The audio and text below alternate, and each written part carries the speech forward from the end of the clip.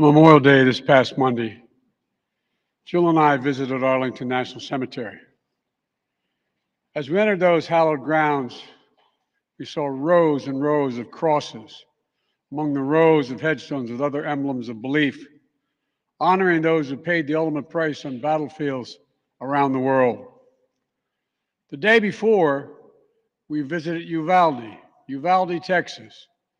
In front of Robb Elementary School, we stood before 21 crosses for 19 third and fourth graders and 2 teachers. On each cross, a name, and nearby, a photo of each victim that Jill and I reached out to touch.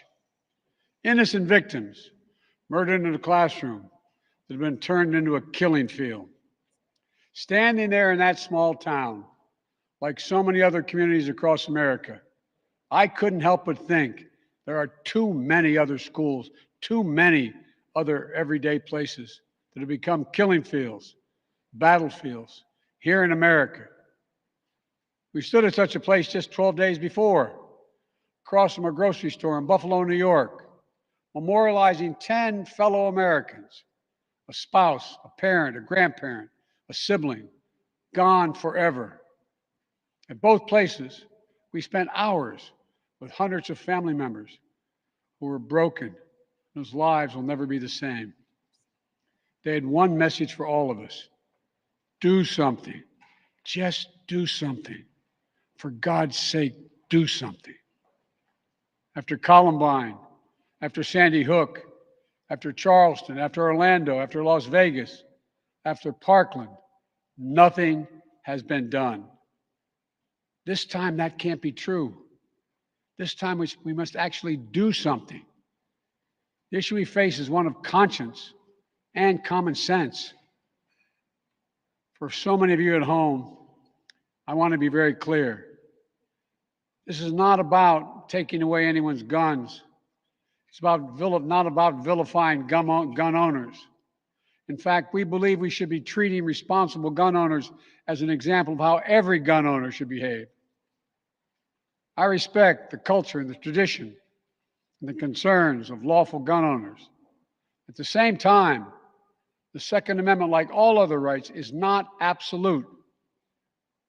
It was Justice Scalia who wrote, and I quote, "Like most rights, the rights granted by the Second Amendment are not unlimited." Not unlimited. It never has been. There have always been limitations on what weapons you can own in America. For example, machine guns have been federally regulated for nearly 90 years, and this is still a free country. This isn't about taking away anyone's rights. It's about protecting children. It's about protecting families. It's about protecting whole communities. It's about protecting our freedom to go to school, to a grocery store, to a church, without being shot and killed. According to new data just released by the Center for Disease Control and Prevention, guns are the #1 killer of children in the United States of America. The #1 killer. More than car accidents, more than cancer. Over the last 2 decades, more school-age children have died from guns than on-duty police officers and active-duty military combined. Think about that. More kids than on-duty cops killed by guns. More kids than soldiers killed by guns. For God's sake, how much more carnage are we willing to accept? How many more innocent American lives must be taken before we say enough, enough? I know that we can't prevent every tragedy, but here's what I believe we have to do. Here's what the overwhelming majority of American people believe we must do. Here's what the families in Buffalo and Uvalde in Texas told us we must do. We need to ban assault weapons and high-capacity magazines. And if we can't ban assault weapons, then we should raise the age to purchase them from 18 to 21. Strengthen background checks. Enact safe storage law and red flag laws. Repeal the immunity that protects gun manufacturers from liability. Address the mental health crisis, deepening the trauma of gun violence and as a consequence of that violence. These are rational, common sense measures. Here's what it all means. It all means this.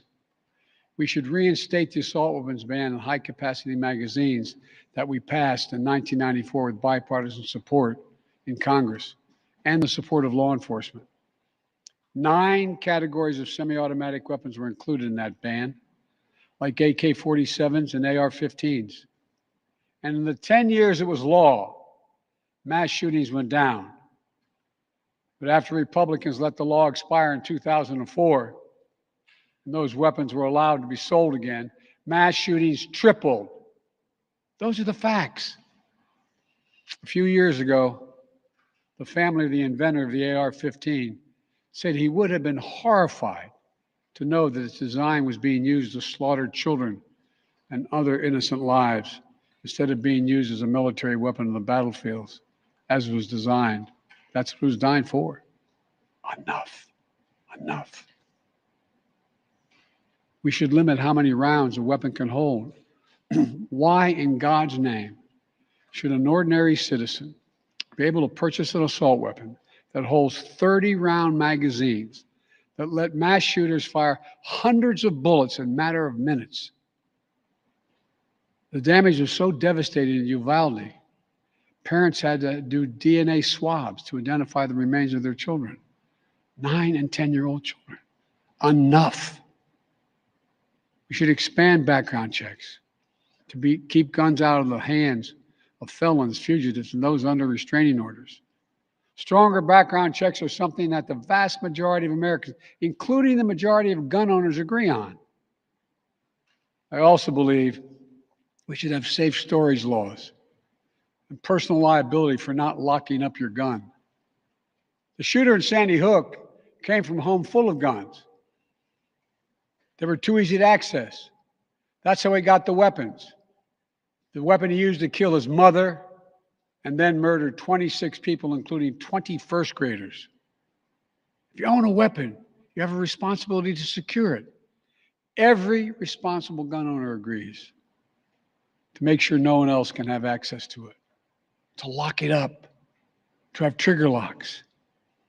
And if you don't, and something bad happens, you should be held responsible. We should also have national red flag laws so that a parent, a teacher, a counselor can flag for a court that a child, a student, a patient is exhibiting violent tendencies, threatening classmates, or experiencing suicidal thoughts. It makes them a danger to themselves or to others. 19 states in the District of Columbia have red flag laws. The Delaware law is named after my son, Attorney General Beau Biden. Fort Hood, Texas, 2009, 13 dead and more than 30 injured. Marjorie Stoneman Douglas High School in Parkland, Florida, 2018, 17 dead, 17 injured. In both places, countless others suffering with invisible wounds. Red flag laws could have stopped both these shooters. In Uvalde, the shooter was 17 when he asked his sister to buy him an assault weapon. Knowing he'd be denied because he was too young to purchase one himself, she refused. But as soon as he turned 18, he purchased 2 assault weapons for himself. Because in Texas, you can be 18 years old and buy an assault weapon, even though you can't buy a pistol in Texas until you're 21. We can't ban assault weapons as we should. We must at least raise the age to be able to purchase one to 21. Look, I know some folks will say 18-year-olds can serve in the military and fire those weapons. But that's with training and supervision by the best trained experts in the world. Don't tell me raising the age won't make a difference. Enough. We should repeal the liability shield that often protects gun manufacturers from being sued for the death and destruction caused by their weapons. They're the only industry in this country that has that kind of immunity. Imagine if the tobacco industry had been immune from being sued, where we'd be today. The gun industry's special protections are outrageous. It must end. And let there be no mistake about the psychological trauma that gun violence leaves behind. Imagine being that little girl, that brave little girl in Uvalde, who smeared blood off her murdered friend's body onto her own face to lie still among the corpses in her classroom and pretend she was dead in order to stay alive. Imagine what it'd be like for her to walk down the hallway of any school again. Imagine what it's like for children who experience this kind of trauma every day in school, in the streets, in communities all across America. Imagine what it's like for so many parents to hug their children goodbye in the morning, not sure whether they'll come back home. Unfortunately, too many people don't have to imagine that at all. Even before the pandemic, young people were already hurting. There's a serious youth mental health crisis in this country. We have to do something about it. That's why mental health is the heart of my unity agenda that I laid out in the State of the Union address this year. We must provide more school counselors, more school nurses, more mental health services for students and for teachers, more people volunteering as mentors to help young people succeed, more privacy protection and resources to keep kids safe from the harms of social media. This unity agenda won't fully heal the wounded souls, but it will help. It matters. I just told you what I'd do. The question now is, what will the Congress do? The House of Representatives already passed key measures we need. Expanding background checks to cover nearly all gun sales, including at gun shows and online sales. Getting rid of the loophole that allows a gun sale to go through after 3 business days, even if the background check has not been completed. And the House is planning even more action next week. Safe storage requirements, the banning of high-capacity magazines, raising the age to buy an assault weapon to 21, federal red flag law, codifying my ban on ghost guns that don't have serial numbers and can't be traced. and tougher laws to prevent gun trafficking and straw purchases. This time, we have to take the time to do something. And this time, it's time for the Senate to do something. But as we know, in order to get anything done in the Senate, we need a minimum of 10 Republican senators. I support the bipartisan efforts that include a small group of Democrats and Republican senators trying to find a way. But my God, the fact that the majority of the Senate Republicans don't want any of these proposals even to be debated or come up for a vote, I find unconscionable. We can't fail the American people again. Since Uvalde, just over a week ago, there have been 20 other mass shootings in America, each with 4 or more people killed or injured, including yesterday at a hospital in Tulsa, Oklahoma. A shooter deliberately targeted a surgeon using an assault weapon he bought just a few hours before his rampage that left a surgeon, another doctor, a receptionist, and a patient dead and many more injured. That doesn't count the carnage we see every single day. It doesn't make the headlines. I've been in this fight for a long time. I know how hard it is, but I'll never give up. And if Congress fails, I believe this time a majority of the American people won't give up either. I believe the majority of you will act to turn your outrage into making this issue central to your vote. Enough, enough, enough. Over the next 17 days, the families in Uvalde will continue burying their dead. It will take that long in part because it's a town where everyone knows everyone. And day by day, they will honor each one they lost. Jill and I met with the owner and staff of the funeral home as being strong to take care of their own. And the people of Uvalde mourn as they do over the next 17 days. What will we be doing as a nation? Jill and I met with the sister of the teacher who was murdered and whose husband died of a heart attack 2 days later, leaving behind 4 beautiful orphaned children, all now orphaned. The sister asked us, what could she say? What could she tell her nieces and nephews? It's the most heartbreaking moments that I can remember. All I could think to say was, I told her to hold them tight. Hold them tight. After visiting the school, we attended Mass at Sacred Heart Catholic Church with Father Eddie. In the pews, families and friends held each other tightly. As Archbishop Gustavo spoke, he asked the children in attendance to come up on the altar and sit in the altar with him as he spoke. There wasn't enough room, so Mom and her young son sat next to Jill and me in the first pew. And as we left the church, a grandmother who had just lost her granddaughter passed me a handwritten letter. It read, quote, erase the invisible line that is dividing our nation. Come up with a solution and fix what's broken and make the changes that are necessary to prevent this from happening again. End of quote. My fellow Americans, enough. Enough. It's time for each of us to do our part.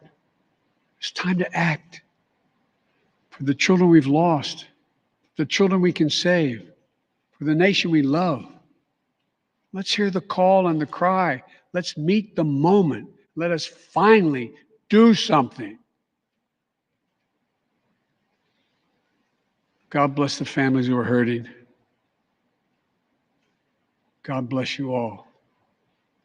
From a hymn based on the 91st Psalm sung in my church, may he raise you up on eagle's wings and bear you on the breath of dawn, make you to shine like the sun and hold you in the palm of his hand. That's my prayer for all of you. God bless you.